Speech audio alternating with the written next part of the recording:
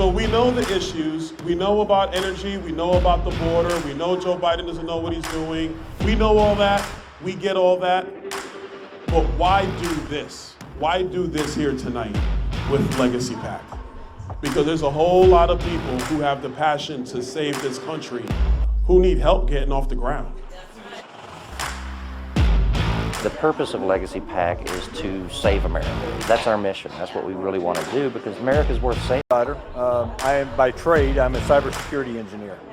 Okay, so this is my first run in politics. We need more conservative Republicans standing up and fighting for the Constitution. We're an America First PAC, and we want to promote and help our up-and-coming candidates, and we're going to be holding the line for President Trump. I joined the Army at 17 years old. My first day at my first unit, which was 25th Infantry, was September 10th, 2001.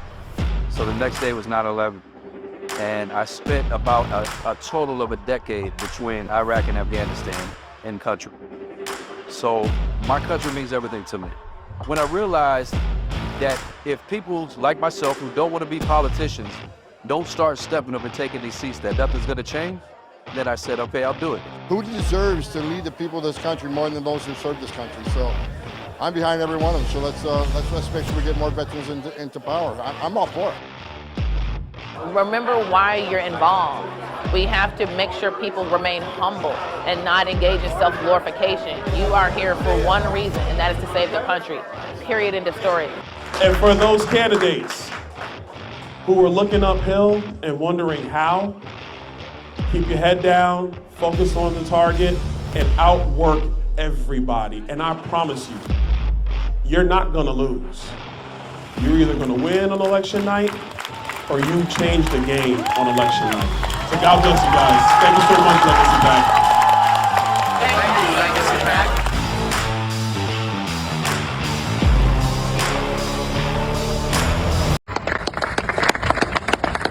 And Stan, where's Stan? Stan is with Veterans for Trump. Thank you, Martha. Thank you all. We're honored. I know there are so many organizations represented here today. You're saying here too much, but you're going to do very well. And I just had somebody write down. First of all, James and Sarah Pritchard, thank you very much. Yes, great job. Thank you. We appreciate all the help. Stanley and Donna Fitzgerald. Right here, sir. Thank you very much. It's great. It's great that you're with us. Mike Acton. Hi, this is Stan Fitzgerald with Veterans for Trump and Legacy PAC. I'm here with Mayor Trent Staggs, who's running for United States Senate in Utah. How are you today, Mr. Mayor? Hey, doing fantastic. Good to be with you, Stan. Well, thank you for joining us. Mr. Mayor, can you tell us a little bit about your background? Yeah, absolutely. I consider myself a lifelong Utahn. I grew up here, elementary school to graduate school, got an undergraduate degree in political science and economics, and got a master's in business degree from Brigham Young University. And I've operated several businesses here in the state, helped take a company public in the energy space, was listed on NASDAQ last year. And I've got my wife and I have 2 children, raised our family here in this great state. And for the past 10 years, I've been in elected office in Riverton, 4 on the city council. I'm in my 6th year as mayor. And in that time, I've really developed a reputation for managing the city incredibly well. We've cut taxes, and we've stood up to the woke establishment with respect to COVID lockdowns and mask mandates, ESG. I've always stood up against the establishment and fought hard for our residents, and always promoted an America First agenda. Well, yes, you have, and the country has noticed. And Trent, can you tell us a little bit about the policies you'd like to work on as a member of the United States Senate? Yeah, absolutely. If one goes to my website at TRENTSTAGGS.com, you can see 3 overarching themes. Number 1 is smaller government, safer families, and then a stronger economy. And those things have some policy. Each one of those overarching themes has a policy prescription tied to each one. And with respect to smaller government, I think this is really important. This is where, as a mayor for 10 years running my community, I have balanced our budget. Washington seems to think that they're exempt from that. $33.5 trillion in debt is wholly unsustainable. It is absolutely ludicrous that we're in this state right now. And I intend on restoring a sense of order to the budget process, stopping with these continuing resolutions and omnibus spending, going through and working with all 12 appropriation subcommittees and ensuring that they produce a budget that has had ample opportunity for debate and amendment. And so we can get back to fiscal sanity. I believe that the REINS Act, REINS, is something that is fundamentally important. I've talked with Senator Lee about this extensively. Here are our senator from the great state of Utah. And that is where Congress needs to stop abdicating its responsibility to unelected bureaucrats that are basically really, really damaging small business in particular in our country. We need to stop with the crazy regulations. They're producing about 100,000 pages of regulations every single year. And these people are not elected. They're not held accountable. The REINS Act will help restore that balance. With respect to safer families, Second Amendment is absolutely paramount. It's an inalienable right to be able to protect ourselves and our families. I will be a strong defender of the Second Amendment. I also want to get rid of the Department of Education. They have $184 billion in their budget.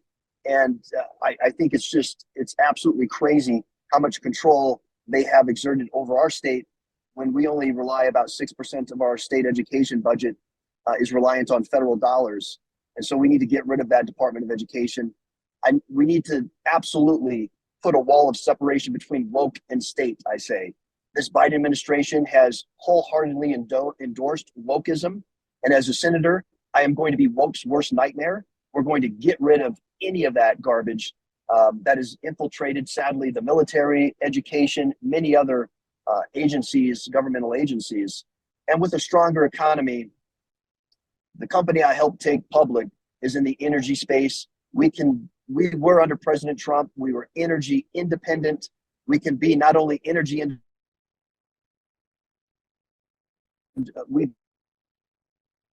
we can be back to $2 gallon gasoline or less.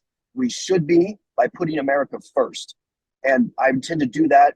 The public lands issue is a big one here in the state of Utah that kind of goes hand in hand with that. The federal government owns or controls about 2/3 of our state.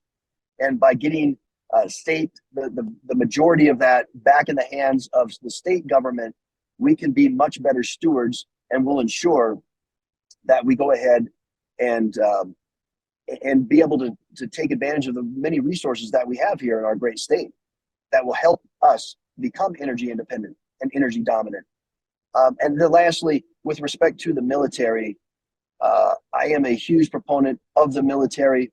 I've been endorsed by the Utah Veterans, the Utah Republican Veterans Caucus.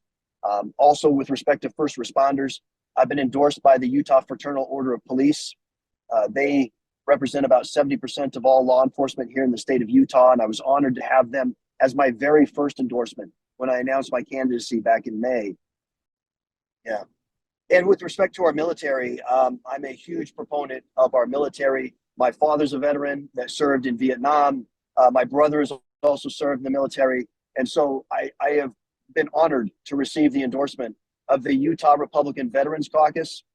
Also with respect to first responders, have been a huge supporter. The Utah Fraternal Order of Police that represents over 70% of law enforcement in the state of Utah has endorsed my candidacy. They were my very first endorsement. Honored to have that. But with the military, we've got to have an excellent cybersecurity shield. We have to maintain air superiority to maintain America as the top gun of the world and utilize our Navy to keep international trade lanes open. We have to be much smarter, however, about how we're conducting the military. To have 750 bases across 80 countries and having Americans pay for that is not wise. Other countries need to start stepping up and paying for their share of their military, or paying for their own defense. And that's something we saw with President Trump. He was trying to get NATO members to finally pay their fair share. I think it's ridiculous that we've gone down this road, that Finland, for example, has been admitted to NATO, yet won't pay their 2% of GDP. And we've talked with others like Ambassador Rick Grinnell that has endorsed my candidacy. and also Kash Patel as well. And they just think it's absolutely crazy what's going on with the State Department right now. You know, what club can you join and not pay your dues? We need to get back to America First policies that were so successful. I've endorsed President Trump. Back in August, we ran a public piece in the Washington Times explaining the reasons why, and national security, national defense was a big reason why. You know, we didn't have any of the wars, the problems that we're experiencing right now under this horrible Biden administration. We didn't have any of this with President Trump. We need his leadership back again in the White House, and especially with our military. Trent, we appreciate your support of President Trump and our military, and our board at our national veterans organization, Veterans for America First, also known as Veterans for Trump. We were the original 2015 campaign coalition. Our board voted unanimously to endorse you in your campaign, and we want to see you be the next senator from the state of Utah. That's fantastic. Wow. No, really, I really appreciate that. That's incredible. That's an endorsement I'm very honored to have. So thank you. Please send that word back to you, to your board. Stan, thank you as well. I'm really honored to have that, and that's something we would like to be able to publish immediately. So thank you. Yes, sir. I will get that to you tomorrow. And please give us your website one more time. Yes, it's TRENTSTAGGS.com. That's STAGGS, TRENTSTAGGS.com. Thank you, Trent, and we'll look forward to talking to you again in the future. Thank you so much, Stan. Have a good one. You too.